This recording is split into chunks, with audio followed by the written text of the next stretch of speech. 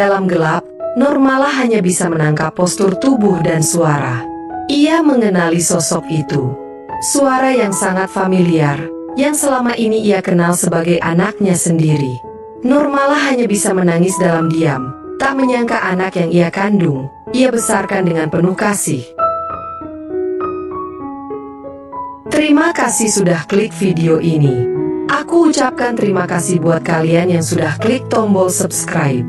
Buat kalian yang belum subscribe, aku mohon dukungan kalian untuk subscribe channel ini, dan aku doakan semoga kalian sehat dan lancar rezekinya. Dengarkan cerita ini hingga selesai dan ambil pelajarannya. Normala, wanita berusia 41 tahun, adalah seorang wanita pekerja keras. Apa saja ia kerjakan demi menghidupi Wahyu, anak semata wayangnya. 7 tahun yang lalu, kehidupan Normala terbilang berkecukupan, tidak terlalu mewah. Namun, semuanya berubah drastis ketika Wahyudi, suami Normala, meninggal dunia. Semua harta benda, bahkan rumah mereka, mulai dijual satu persatu karena selama hidup dengan Wahyudi, Normala hanya mengurus rumah tangga. Rumah yang dicicil pun belum selesai, namun suaminya sudah lebih dulu berpulang. Kini, ia dan Wahyu hidup di rumah kecil yang hanya memiliki satu kamar. Itu pun jauh dari kata layak, asalkan bisa untuk berteduh. Normala mencari nafkah dengan berjualan gado-gado di depan rumah. Kadang, ia harus pontang-panting untuk mencukupi kebutuhan hidupnya.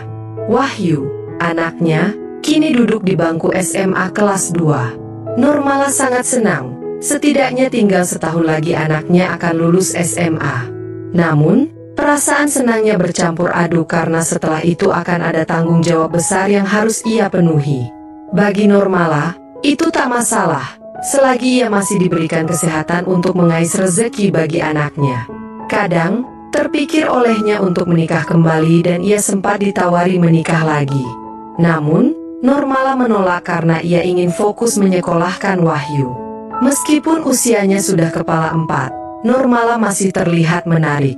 Tubuhnya yang langsing, rambutnya yang terurai panjang, serta kulitnya yang masih awet muda sering membuat lawan jenis terpikat. Wahyu dikenal sebagai sosok anak yang baik dan rajin. Namun, belakangan ini sifatnya tiba-tiba berubah.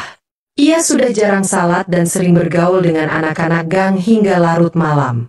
Beberapa kali Normala menegurnya, namun Wahyu selalu menghindar. Ia sering menyelinap masuk ke rumah agar tak diketahui oleh ibunya. Normala merasa sangat kecewa karena nasihat yang ia berikan kepada anaknya sekarang ibarat membuang garam ke laut. Bahkan di rumah, Wahyu sudah jarang belajar dan tidak mau membantu Normala lagi. Jika dilarang keluar rumah, ia tetap mencari alasan agar bisa keluar. Belakangan ini, Normala merasa curiga dengan sikap Wahyu yang sering menyendiri di pojok dengan tatapan tajam, seolah sedang terhipnotis oleh sesuatu yang ia lihat di handphone. Setiap kali Normala mencoba melihat apa yang sedang ditonton Wahyu, anaknya selalu menghindar. Suatu malam, saat hari menjelang Senin, Normala yang tidur di kamarnya tiba-tiba terbangun karena mendengar suara aneh. Dengan langkah hati-hati, ia keluar untuk mencari tahu. Suara itu berasal dari kamar Wahyu. Saat Normala mengintip, ia melihat Wahyu sedang menonton sesuatu yang tak senonoh di ponselnya. "Wahyu, apa yang kamu lakukan? Jangan rusak pikiranmu dengan tontonan seperti itu," bentak Normala, dengan suara bergetar menahan amarah dan kekecewaan. "Ini sudah larut malam. Kamu harus sekolah besok. Berikan handphone MU sekarang." Normala merebut ponsel itu dari tangan Wahyu dan membawanya ke kamarnya.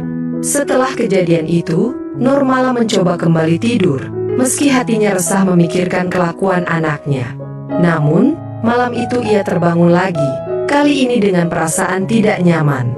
Ruangan terasa gelap gulita, dan ia mencoba mencari handphone untuk penerangan. Namun, saat itulah ia merasa seseorang mendekat dengan langkah perlahan. Tubuhnya terasa lemah, dan ia tak berdaya melawan apa yang terjadi selanjutnya. Dalam gelap, Normala hanya bisa menangkap postur tubuh dan suara. Ia mengenali sosok itu. Suara yang sangat familiar, yang selama ini ia kenal sebagai anaknya sendiri. Normala hanya bisa menangis dalam diam, Tak menyangka anak yang ia kandung, ia besarkan dengan penuh kasih, tega melakukan perbuatan seperti itu kepadanya. Malam itu, hujan deras membuat apa yang terjadi tak terdengar oleh tetangga. Nurmala hanya pasrah menerima kenyataan pahit yang menimpa dirinya. Keesokan harinya, Wahyu bersikap seolah-olah tidak terjadi apa-apa. Ia tetap menjalani harinya seperti biasa, sementara Nurmala hanya bisa menatapnya dengan perasaan hancur. Ia tidak tahu harus melakukan apa. Bagaimana mungkin seorang ibu melaporkan anak kandungnya sendiri? Nurmala hanya bisa memohon kepada Allah untuk memberinya kekuatan menghadapi cobaan ini. Di hatinya, ia terus bertanya, apa salahku sebagai ibu hingga ini terjadi? Namun, ia sadar, menyerahkan segalanya kepada Tuhan adalah satu-satunya jalan untuk menemukan ketenangan. Nurmala berusaha sekuat tenaga untuk melupakan kejadian kelam yang melibatkan anaknya, Wahyu. Ia mencoba memperbaiki hubungan yang telah renggang di antara mereka, meski hatinya terluka parah. Dalam beberapa bulan terakhir, Nurmala melihat Wahyu tampak merasa bersalah dan berusaha untuk berubah. Hal itu memberikan sedikit harapan bagi Nurmala, bahwa mungkin hubungan ibu dan anak ini masih bisa dipulihkan. Namun, harapan itu hancur seketika. Wahyu kembali berulah, bahkan kali ini dengan sikap yang jauh lebih beringas, seperti orang yang kehilangan akal. Pagi itu, setelah Nurmala selesai menyiapkan dagangannya, ia hendak mandi. Seperti biasanya, sebelum berjualan, ia selalu memastikan dirinya rapi dan bersih. Namun, tiba-tiba Wahyu mencoba menerobos masuk ke kamar mandi. Nurmala yang terkejut langsung mendorong pintu kamar mandi dengan sekuat tenaga untuk menghalanginya. Sayangnya, tenaga Wahyu yang lebih kuat memaksa pintu terbuka. Nurmala hanya bisa menangis. Tubuhnya gemetar menahan ketakutan dan rasa malu yang luar biasa. Saat itu, Wahyu hanya mengenakan atasan tanpa celana, dan tindakannya tak bisa dimaafkan. Untungnya, suara gaduh menarik perhatian tetangga, yang segera datang dan membantu mengamankan Wahyu. Wahyu akhirnya ditangkap dan dibawa ke pihak yang berwajib. Nurmala, dengan air mata yang terus mengalir, merasa hancur. Ia dihadapkan pada dilema besar. Apakah harus memaafkan anak yang telah ia besarkan dengan penuh kasih, atau membiarkan hukum memberikan pelajaran kepadanya? Hari-hari berikutnya terasa berat bagi Nurmala. Ia berusaha mengunjungi Wahyu yang kini berada di tahanan. Dalam pertemuan itu, Wahyu menangis memohon maaf dan meminta Nurmala membebaskannya.